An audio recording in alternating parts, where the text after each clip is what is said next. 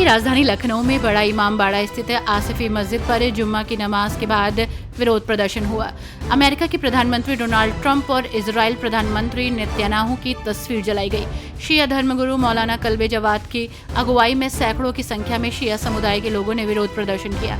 प्रदर्शन कर रहे लोग हाथ में ट्रंप मुर्दाबाद की तख्ती लेकर पहुंचे। मस्जिद के बाहर प्रदर्शन कर रहे लोगों के हाथ में ईरान के supreme leader Ayatollah Ali Khamenei की तस्वीर और आई स्टैंड विद ईरान की तख्ती थी।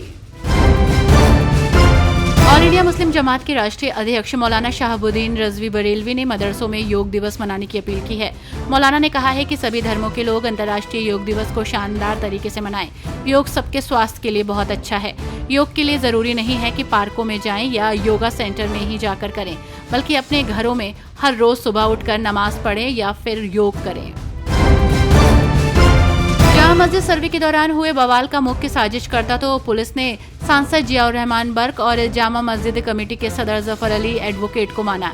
चार्जशीट में इसका उल्लेख भी हुआ। सांसद के व्यक्तिगत सहायक अब्दुल रहमान के पिता रिजवान की भूमिका भीड़ को एकत्रित करने में अब सामने आई है। सांसद के कहने पर रिजवान ने ही फोन कर जामा मस्जिद के आसपास इलाके के साथ सराय तरीन से भीड़ को सर्वे रोकने के लिए बुलाया था। पुलिस ने चार्जशीट में लिखा है कि रिजवान जामा मस्जिद में इलेक्ट्रीशियन के तौर पर काम भी करता है। महोबा में एसडीएम की गुंडई सामने आई है। महोबा जनपद के चरखारी तहसील के खरेला कस्बे में गुरुवार को एक प्रशासनिक कार्रवाई ने नया विवाद खड़ा कर दिया। एसडीएम डॉक्टर प्रदीप कुमार की अगुवाई में अतिक्रमण के नाम पर एक 33 साल पुराने मकान पर बुलडोजर चलाया गया। इस कार्रवाई का विरोध कर रही महिलाओं और एक युवक के साथ दुर्व्यवहार का वीडियो सामने आया है।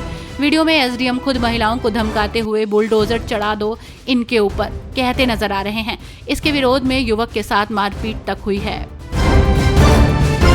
प्रधानमंत्री नरेंद्र मोदी शुक्रवार को कुशीनगर अंतर्राष्ट्रीय एयरपोर्ट पर ट्रांजिट विजिट के लिए पहुंचे। जनप्रतिनिधियों और अधिकारियों ने उनका स्वागत किया।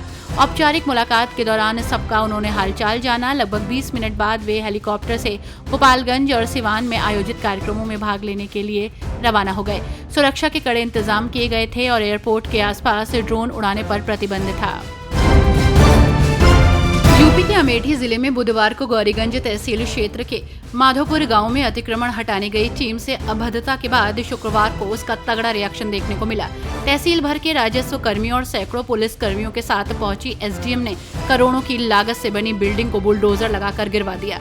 लगभग 4 घंटे तक 2 अलग अलग वार्डों में अतिक्रमण ढहाने की कार्रवाई चलती रही। यूपी में अब लोमड़ी और सियार के काटने से होने वाली मौत पर प्रदेश सरकार 4 लाख का मुआवजा देगी। प्रदेश सरकार के इस ऐलान पर सपा प्रमुख अखिलेश यादव ने निशाना साधा है। अखिलेश ने सोशल मीडिया एक्स पर पोस्ट किया। उन्होंने लिखा कि भाजपा शासित मध्य प्रदेश में हुए करोड़ों के सर्पदंश मुआवजे घोटाले से प्रेरित होकर यूपी सरकार की नई योजना निकली है कि सियार या लोमड़ी के काटने से मौत होने पर 4 लाख का मुआवजा दिया जाएगा। इसकी भी वीडियोग्राफी होगी क्या कि किसे सियार ने काटा, किसे लोमड़ी ने।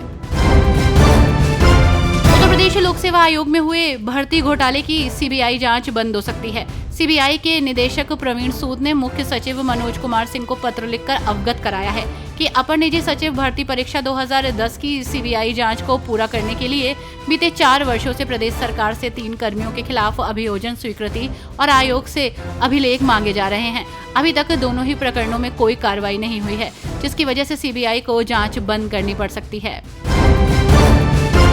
बसपा सुप्रीमो मायावती ने मांग की है कि तबादलों में भ्रष्टाचार के मामलों की विजिलेंस और एसआईटी बनाकर जांच की जानी चाहिए। उन्होंने मुख्यमंत्री योगी से सख्त कार्रवाई करने का आह्वान किया है। उन्होंने सोशल मीडिया एक्स पर बयान जारी कर कहा कि देश के अधिकतर प्रदेशों की तरह यूपी में भी हर स्तर पर सरकारी कार्यकलापों के साथ ही विभिन्न विभागों में भ्रष्टाचार और हिस्सेदारी के आरोपों से घिरे तबादलों की अनवरत आम चर्चा होती है। नगीना लोकसभा सीट से सांसद और भीम आर्मी प्रमुख चंद्रशेखर आजाद के खिलाफ इंदौर की पीएचडी स्कॉलर रोहिणी घावरी द्वारा लगाए गए गंभीर आरोपों ने अब नया मोड़ ले लिया। करणी सेना ने इस मामले में कड़ा रुख अपनाते हुए चंद्रशेखर के खिलाफ मुकदमा दर्ज करने और रोहिणी को न्याय दिलाने की मांग की है। करणी सेना के राष्ट्रीय अध्यक्ष नीरज चौहान ने कहा है कि उनका संगठन रोहिणी और उनके परिवार के साथ पूरी मजबूती से खड़ा है और जब तक सांसद के खिलाफ कार्रवाई नहीं होती वे चुप नहीं बैठेंगे।